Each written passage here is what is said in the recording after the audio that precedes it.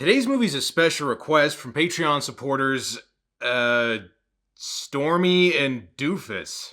Okay. Anyway, point is they asked me to review the movie Warlock. Oh yeah, because I haven't started enough horror franchises that I haven't finished yet. That Night of the Demons 2 video's coming right away, I promise.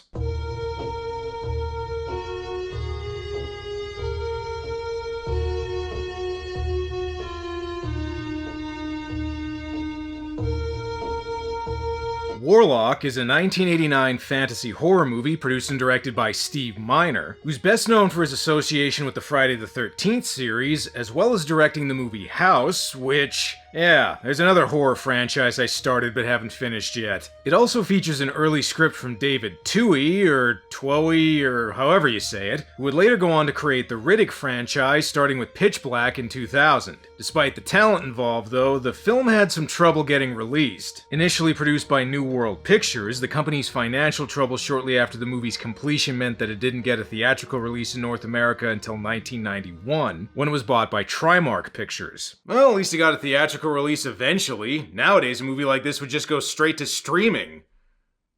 Which is probably going to be every movie eventually. Not only could this movie's title double as the name of an 80s metal band, but they also supply the font for 'em too. Anyway, we begin in 1691 Boston, a time when smiling and experiencing joy in life hadn't been invented yet. Alright, time to burn this cat and see if it's a witch. I joke, but I think that actually is what they're gonna do with it. Some priests enter a tower where a suspected warlock is being held, and I'm not sure, but I think this guy is about to accuse him of having the Kavorka. The warlock is played by Julian Sands, and if you're wondering what his name is, he's listed in the credits as just Warlock. Well, makes my job a whole lot easier. I was probably just gonna call him Julian Sands through this whole video anyway. You choose to admit your crimes before man and God? You stand accused of getting a boner before marriage. How do you plead? Thou art to be hanged, and then burned over a basket of living cats. Okay, I think the hanging's probably enough. The other part just makes it seem like you want to be shitty to cats for no reason. Alright, can we please hurry up and get this trial over with? Julian's gotta be in that Game of Thrones prequel series later. The Warlock was captured by a witch hunter called Redfern, played by Richard E. Grant. Because come on, Julian can't be the only awesome British actor in this movie. Get ready for a battle of who's got the cooler accent. Would not Satan have saved you, were he thus inclined? Perhaps he'll save us both, Redfern. And I guess Richard wins. They better hurry up and execute the Warlock. By the looks of it, there's an optical effect moving in. Wait a second, I think I know how this Warlock's execution is gonna go. What was that? It's nothing. Carry on. Okay, that's not what happens. Instead, somebody forgot to secure Julian's toe cuffs, and he and Redfern are sucked into a vortex and transported to 1980s Los Angeles. That's right, people. It's one of those movies. You know what I'm talking about. One of those movies that starts out like a fantasy-driven period piece, but then suddenly becomes a fish-out-of-water tale set in a modern-day city because, hey, that's a hell of a lot cheaper than making a fantasy-driven period piece. Think Masters of the Universe, Beastmaster 2, Hercules in New York, those kind of movies. To be fair though, this one's way less of a cock tease than those other movies since it says right on the poster, he's come from the past to destroy the future, so think of it more like a reverse version of the Terminator. I don't know what spell he cast, but I think Julian's been transformed into the Tasmanian Devil. And it wouldn't be an 80s fish-out-of-water movie without an LA Valley girl, so here's Cassandra, played by Laurie Singer, who by the looks of it is late for her Run Lola Run audition. Don't ever let me get old. Foreshadowing! Julian crashes into a place owned by Cassandra's roommate Chaz, and instead of calling an ambulance or the police, they just put him up for the night. Miraculous recovery you made. Let me make a suggestion. Lose the booze, huh? Oh yeah? Well, you're one to talk, insulin junkie. Not only do these two not think there's anything weird about Julian, but they also fail to notice he's evil. Which brings me to my next point. Julian Sands was made to play an evil warlock in a movie. I mean, come on, just look at him. The guy was practically born to raise his pinky and make faces like, yes. He also seems to be interested in Chaz's ring. I'd let you try it on, but see, I broke this little finger and now it's pretty much stuck. We included England, Scotland. Damn, good thing you didn't tell Julian about his cock ring. Not only am I taking your ring, but I'm also going to French kiss your tongue right out of your head, and there's nothing you can do about it. Was it as good for you as it was for me? Cassandra's understandably upset about her roommate's death. He was the one who paid all the rent. And I'm not sure about the cops' questions here. Did he frequent public parks? He didn't dick little boys through bathroom walls, Kay. You said your roommate was gay. Not queer. Big difference. Wait, is that the difference? Meanwhile, Julian goes to a book signing hosted by a psychic played by Mary Warrenov. I guess he really wants her to sign his copy of Swimming Underground. Channel me a spirit. Well, I really only do group sessions. Group sessions. Ooh, looks like Mary's got the hots for Julian. And if you're wondering why...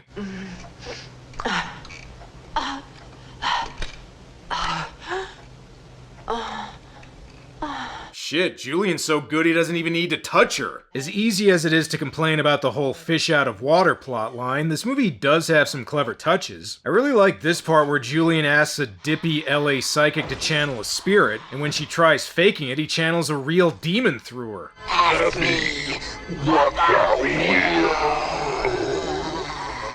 I'd still smash. The demon tells Julian he's supposed to bring together the pages of an unholy Bible that will give him the power to destroy all of creation. And in case anyone doubted Julian Sands was perfect for this role, Bring together my Bible.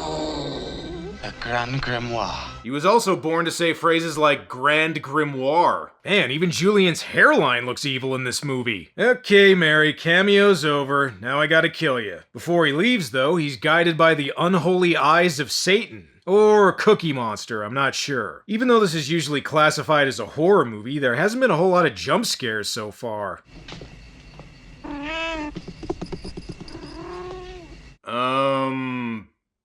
Cat scare? However, it's immediately followed by a Richard E. Grant scare. Okay, look, lady, he's from the 1600s. Even if he's the good guy, he's still probably not going to think twice about hitting a woman. Redfern gets a sample of Julian's blood, which can help him locate where the Warlock is, but Cassandra's still pissed about that punch earlier and calls the cops on him. Police! All right, watch his hands. Watch his hands. Watch him. Tasers. Redfern's one weakness! The cops tell Cassandra to leave the house, but before that she's got to pack all of her wardrobe changes for the movie. Uh-oh, the Julian Sands alarm is going off. He's got his eyes on you, Cassandra. Yeah, you can run all you want, but there is no escaping Julian's Julian also finds some pages of the grimoire and a table at Cassandra's place. Okay, as clever as the script is in other places, that seems a little convenient. Never mind that, though. Here's more of Julian Sands being creepy. Tout, thrown about your callow life in dismay. Rentum osculum tormentum. A decade twice over a day. See? I have no idea what the hell he just said, but sounded evil. Actually, he cast a spell on Cassandra, which causes her to put on old age makeup that looks... well, it gets the point across, I guess. This guy put some kind of hoodoo hex spell on me, and he made me 40 instead of 20. Okay, come on, Lori. We all know you were 30 when you made this, not 20. The Warlock spell causes her to age by 20 years each day, and supposedly the effects team had some prosthetics prepared, but Lori Singer refused to wear them, which explains why the old age makeup here looks a little half-assed. If she wants to get back to normal, she's gonna need Redfern's help. The altar table, he broke it? Yeah, he broke it. Excuse me, I believe the correct term is broke-it. Turns out the Warlock took one of Cassandra's bracelets and she needs to get it back to break the spell. Do you mean I gotta get my bracelet back to break the spell? Back from that Warlock? The guy who finger paints with body fluids? Okay, I didn't know Julian did that. Although, looking at him, it doesn't really surprise me. Hey, he doesn't mutilate, he just makes happy accidents. Before these two can take on the Warlock, though, they need to learn his weaknesses. Which has low salt? Don't blame him. Salt, sugar, sulfites. All that shit'll kill you. Let me guess what your weakness is. Gluten? Alright, enough culture clash. Time for more Julian Sands. Gets it again, makes a pass, throws it up. Go long, kid. And if you didn't like that, here he is being evil on a swing set. How come you're not there? Church? No witch can set foot on church ground. You're telling me you're a witch? You ain't no witch. Witches are girls. Some are men. Look, Julian, just call yourself a warlock. That sounds way cooler. Well, we already had a cameo from Mary Warnoff, so what the hell? Here's voice actor Rob Paulson playing a gas jockey. What was that? Fella's up in the hills hunting coyote. Bang! Zoom! Right in the kisser! No!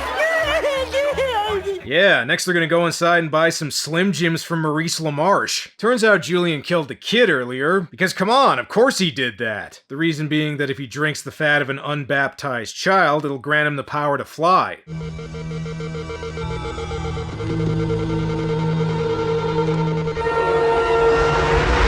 Okay, came in like the Tasmanian devil and now Julian's the Roadrunner.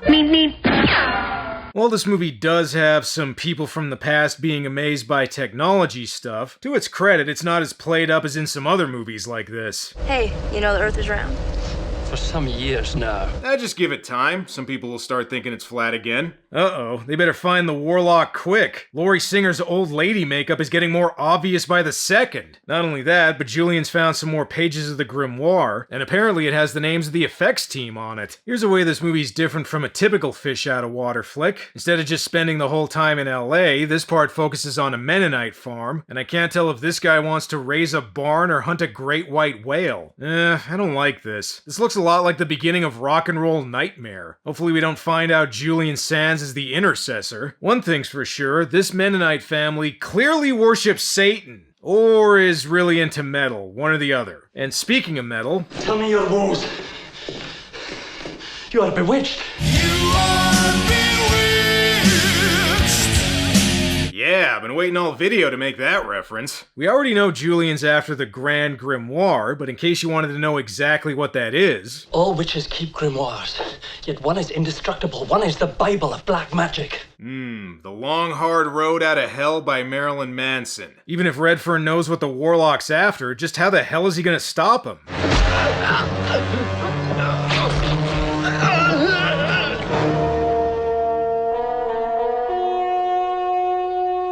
Just kidding. It'll take more than that to stop Julian. He's got the whole effects team on his side. While I'm on the subject, supposedly this had one of the biggest budgets of any New World movie, and while some of the effects are decent, others are...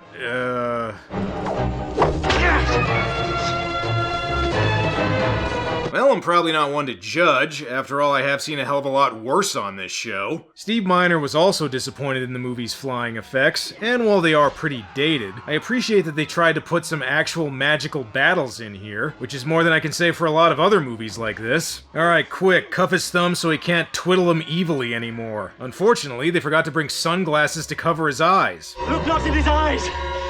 Bay!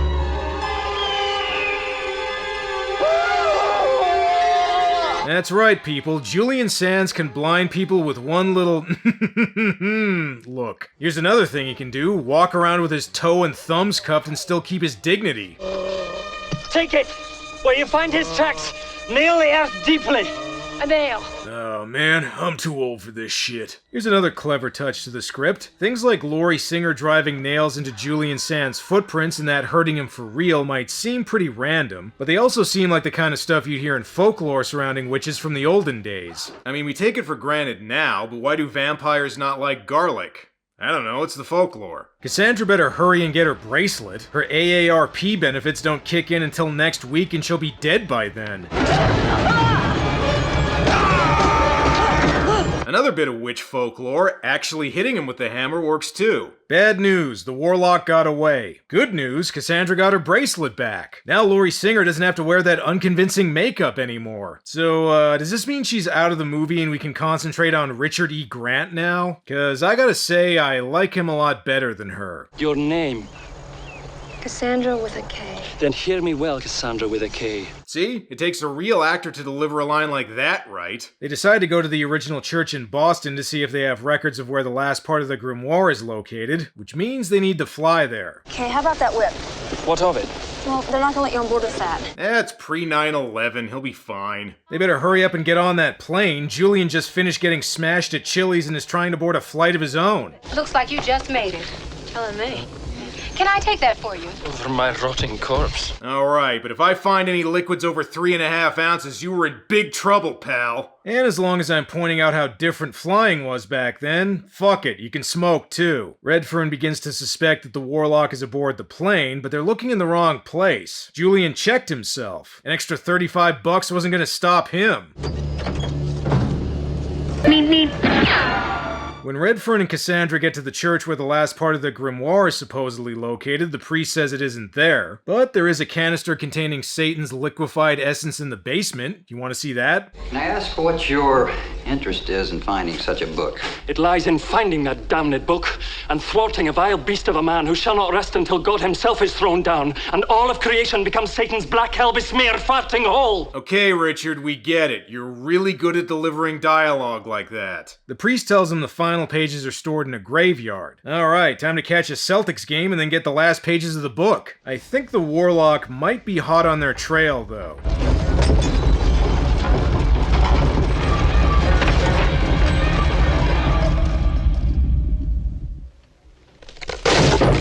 I rang the doorbell like 7 times. You gonna answer the fucking door or what? Jeez, the Warlock's power is growing stronger by the minute. He even learned that Chris Hansen take a seat right over their spell. Well, this guy is a priest, so there's probably a reason for that. Here's a bit of trivia. Originally, the Warlock was going to be a good man who was just misunderstood, but after realizing that didn't work, David Twohy changed the script to make him a villain. And thank God they did, because if you're going to get Julian Sands to play a Warlock in a movie, he pretty much needs to be evil. And in case you needed more proof... I feel them.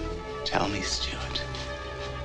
Lest your children be born slugs of cold flesh. Again, most actors would probably have a hard time selling a line like that, but Julian just said it as easily as his own name. Okay, you're at the graveyard. Now you just need to say Klaatu Barada Nikto and get the last pages of the book. Unfortunately, the pages are in Redfern's own grave, which for some reason really freaks him out. If he manages to go back into the past and die of old age, isn't that kind of proof that they won? There's no reason to be afraid though. See, there's a mummy in here, not you. Alright, time to get the pages and haul ass.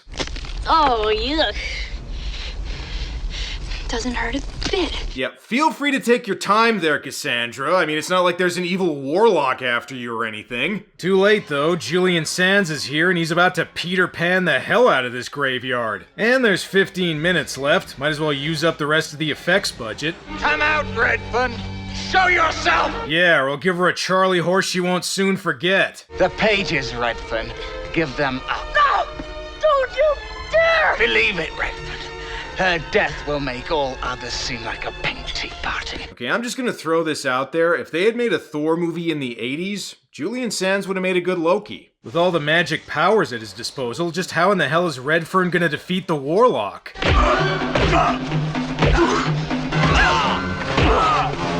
By punching him in the face, that's how. Okay, that's not all he does.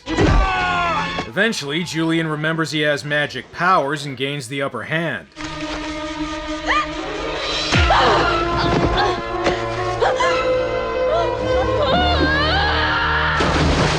Oh, thank God. Laurie Singer was getting kind of annoying. Julian assembles the rest of the Necronomicon, Grand Grimoire, and prepares to say the true name of God and end all of creation. Oh, but remember at the beginning when they established that Cassandra's diabetic? Well, you know the rules. If you introduce an insulin needle in the first act, you damn well better use it in the third.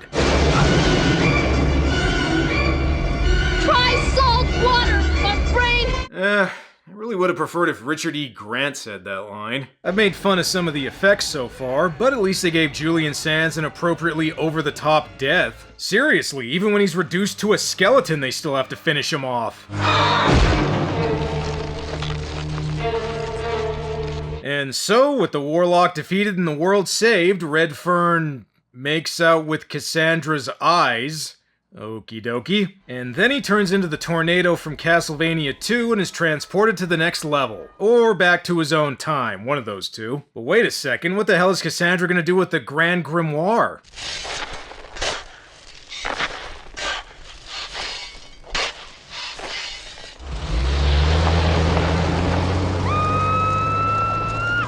Yeah, burying it in salt isn't gonna work, Cassandra. There's still gonna be sequels. Perhaps due to its release troubles, Warlock did only lukewarm at the box office, but as is so common with movies on this show, it was a big hit on home video, eventually leading to 2 sequels, Warlock the Armageddon, which had Julian Sands reprising his role as the Warlock, and Warlock 3 The End of Innocence, which featured Bruce Payne as the Warlock. And before you ask, maybe I'll do those one day? I don't know. At first glance, Warlock seems easy to make fun of. A lot of the effects are pretty dated, Laurie Singer's kind of annoying, some of the old-timey magic stuff is a little silly, but the script has some genuinely clever touches regarding the use of witch folklore, and while it does have some funny moments, it doesn't become a broad comedy with the characters constantly going, "Oh wow, modern technology, what's that?" But let's face it, what really makes this movie work comes down to 2 things.